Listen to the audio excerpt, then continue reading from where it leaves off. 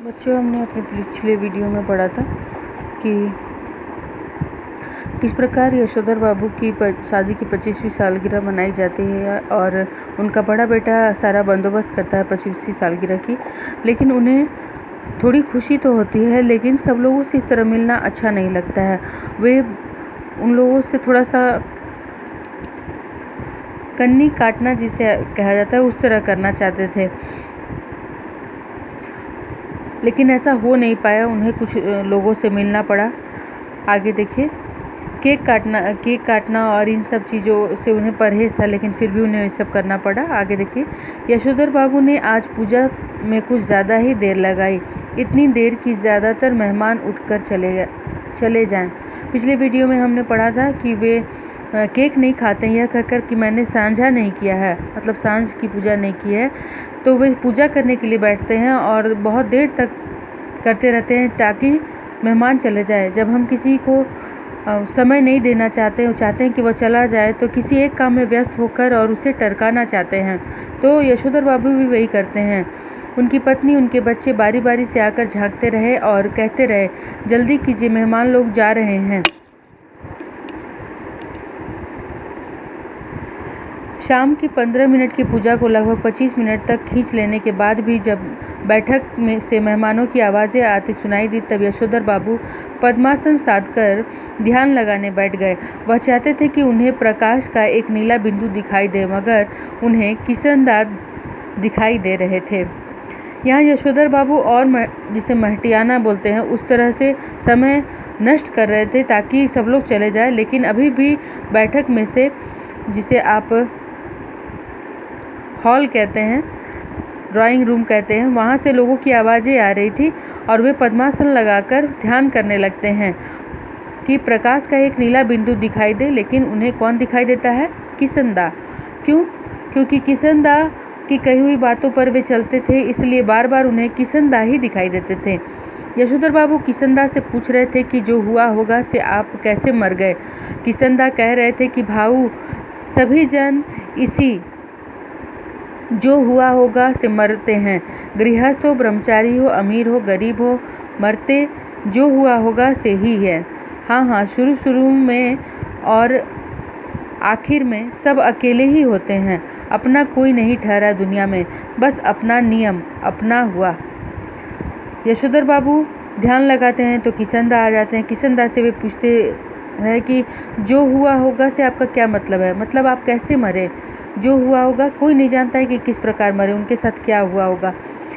तो किसनदा कहते हैं कि सबके साथ ऐसी ही स्थिति होती है, जब वह जन्म लेता है और जब वह मरता है, जब वह बूढ़ा हो जाता है, तो उसके साथ जो हुआ होगा से ही होता है, अर्थात कोई नहीं जान पाता कि क्या हुआ उसके साथ। यशोधर बाबू ने पजामा कुर्ते पर ऊनी ड्रेसिंग गाउन पहने, सिर पर गोल विलायती टोपी, पाँवों में देसी खड़ाऊँ और हाथ में डंडा धारण किए इस किसनदा से अकेलेपन के विषय में बहस करनी चाहिए। उनका विरोध करने के लिए नहीं, बल्कि बात कुछ और अच्छी तरह समझने के लिए। हर रविवार किसनदा शाम को ठीक 4 बजे यशोधर बाबू के घर आया करते थे। उनके लिए गर्मा गर्म चाय बनवाई जाती थी। उनका कहना था कि जिसे फूंक मार कर न पीना पड़े वह चाय कैसी। चाय सुड़कते हुए किसनदा प्रवचन करते थे और यशोधर बाबू बीच बीच में शंकाएं उठाते थे। जब यशोधर बाबू के ध्यान में किसनदा अपने पूरे ड्रेस में भगवान की तरह आ जाते हैं उनके ध्यान में, तब अब किसनदा से वे अकेलेपन के विषय में कुछ कुछ बातें करना चाहते थे, लेकिन वो बातें हो नहीं पाती हैं। अब वे यशोधर बाबू बताते हैं कि हर शाम 4 बजे वे उनके घर आते थे, चाय पीते थे और जो कुछ भी जीवन के विषय में, दुनियादारी के विषय में बताते थे किसनदा, उसे वे यशोधर बाबू ध्यान से सुनते थे और बीच बीच में प्रश्न किया करते थे कि अच्छा ऐसा क्यों हुआ होगा, जैसे हम ज़्यादातर करते हैं। यशोधर बाबू को लगता है कि किसनदा आज भी मेरा मार्गदर्शन कर सकेंगे और बता सकेंगे कि मेरे बीवी बच्चे जो कुछ भी कर रहे हैं उसके विषय में मेरा रवैया क्या होना चाहिए।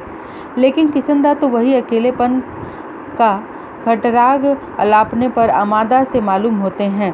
कैसी बीवी, कहाँ के बच्चे, यह सब माया ठहरी और यह तो यह जो भूषण आज इतना उछल रहा है वह भी किसी दिन इतना ही अकेला असहाय अनुभव करेगा जितना कि आज तू कर रहा है।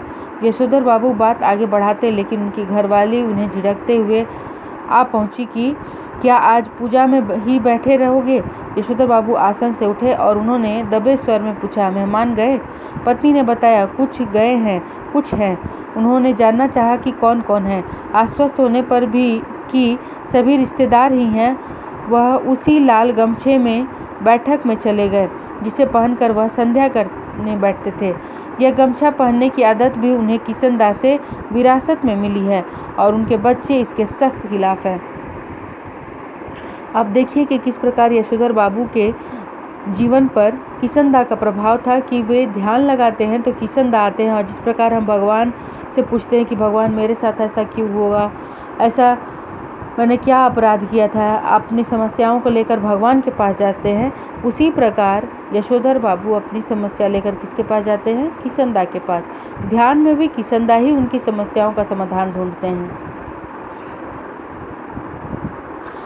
अब यशोधर बाबू की के विषय में एक बात बताई जा रही है यहाँ पर कि वे गमछा पहनकर अपनी शादी की 25वीं सालगिरह की पार्टी पर चले जाते हैं, जो उनके बच्चे को अच्छा नहीं लगता था।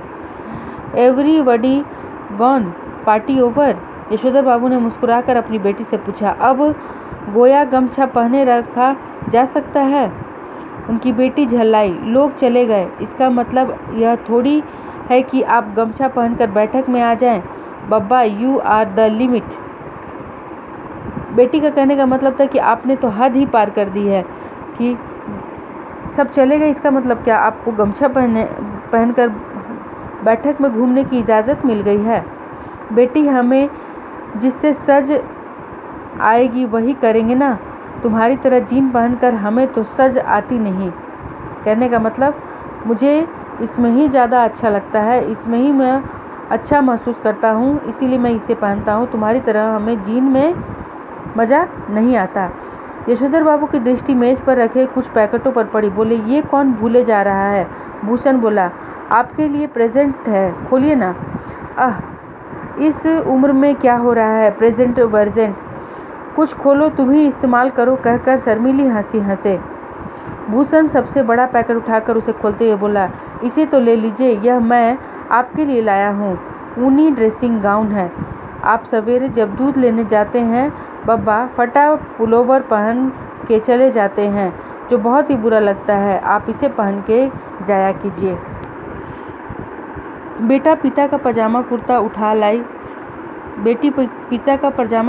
लाई कि इसे पहनकर गाउन पहने। थोड़ा सा ना नुच करने के बाद यशोधर जी ने इस आग्रह की रक्षा की। गाउन का शैस कसते हुए उन्होंने कहा, अच्छा तो यह ठहरा ड्रेसिंग गाउन? उन्होंने कहा और उनकी आंखों की कोर में जरा सी नमी चमक गई। यह कहना मुश्किल है कि इस घड़ी उन्हें यह बात चुभ गई कि उनका बेटा यह कह रहा है कि आप सवेरे ड्रेसिंग गाउन पहन के दूध लाने जाया करें। वह यह नहीं कह रहा है कि दूध मैं ला दिया करूँगा कि आप इस गाउन को पहनकर अपने अंगों में वह किशन दा उतर आया है जिसकी मौत जो हुआ होगा से हुई। यहाँ तक तो आपको बात समझ में आ ही गई होगी बच्चों कि वे बच्चे सबके लिए प्रेजेंट लेकर आए थे और जो उनका बेटा था वह उन्हीं गाउन लेकर आया था कि जब आप सुबह दूध लाने जाइएगा तो इसे पहन लीजिएगा। यह कहना यशोधर बाबू के लिए मुश्किल था कि वह उन्हीं गाउन उन्हें पहनकर अच्छा लग रहा था या फिर इस बात के लिए ख़राब लग रहा था कि उन्हीं गाउन ला कर दे रहा है बेटा यह कहकर कि आप दूध लाइएगा। यह नहीं कह रहा है कि दूध मैं ला दूंगा। अगर वह यह कह देता कि दूध मैं ला दूंगा, आप उन्हीं गाउन पहनकर टहला कीजिएगा, चाहे और कोई बातें, तो यशोधर बाबू को शायद अच्छा लगता।